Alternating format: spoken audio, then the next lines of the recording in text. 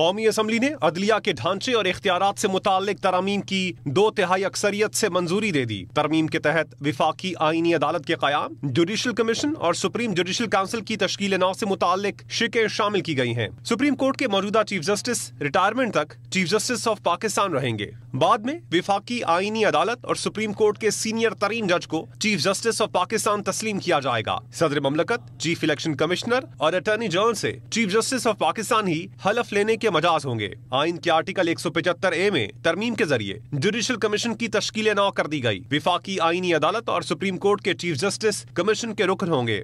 دونوں عدالتوں کے ایک سینئر ترین جج بھی کمیشن کا حصہ ہوں گے، جبکہ چیف جسٹس کی مشترکہ نامزدگی پر ایک اضافی جج 2 سال کے لیے کمیشن کا رکن ہوگا۔ اتفاق نہ ہونے کی صورت میں فیصلہ کثرت رائے سے کیا جائے گا۔ جوڈیشل کمیشن کی سربراہی چیف جسٹس آف پاکستان کے پاس ہوگی۔ کمیشن کے لیے خاتون، غیر مسلم یا ٹیکنوکریٹ ممبر کے لیے 2 سال کی شرط ختم کر دی گئی۔ وفاقی آئینی عدالت کے قیام سے متعلق شقیں بھی بل میں شامل کی گئی ہیں۔ وفاقی آئینی عدالت کے پہلے چیف جسٹس کا تقرر صدر مملکت وزیر اعظم کی ایڈوائز پر کریں گے۔ دیگر ججز چاروں صوبوں سے مساوی نمائندگی کے اصول کے تحت تعینات کیے جائیں گے۔ اسلام آباد ہائی کورٹ سے کم از کم ایک جج آئینی عدالت میں شامل ہوگا۔ وفاقی آئینی عدالت کے چیف جسٹس اور دیگر ججز کی مدت ملازمت 3 سال جبکہ عمر کی حد 68 سال مقرر کی گئی ہے۔ آئین کے آرٹیکل 184 کو حذف کر کے سپریم کورٹ کے از خود نوٹس اختیار کو ختم کر دیا گیا ہے۔ آرٹیکل 200 میں ہائی کورٹ کے ججز کے تبادلے کا نیا طریقہ کار بھی متعارف کروایا گیا ہے۔ اب ججز کے تبادلے صدر مملکت جوڈیشل کمیشن کی سفارش پر کریں گے۔ فیضان خان،